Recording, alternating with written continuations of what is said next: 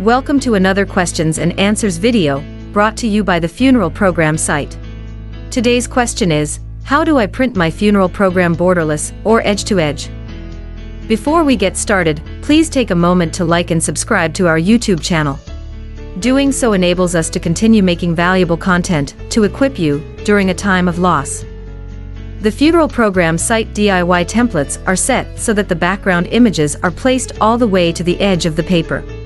In order for you to print the program on your home printer, in a borderless or edge-to-edge format, you will need to have a printer that provides the edge-to-edge feature.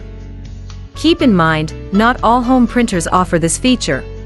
If you're unsure whether or not you have a borderless printer, you can check by going to your print properties under the paper setting. If it is available, your paper size will display letter borderless or legal borderless in the paper selection. The same holds true for the larger tabloid size.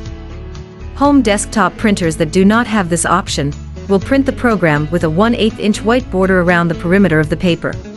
In this case, if you want to achieve a borderless look, you will need to trim off this white border.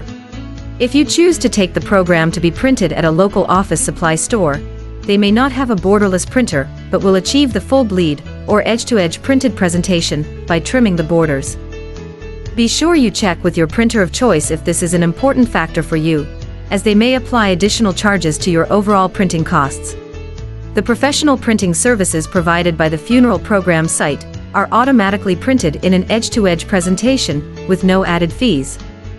Thanks for watching. We will see you next time in another questions and answers video, only here at thefuneralprogramsite.com.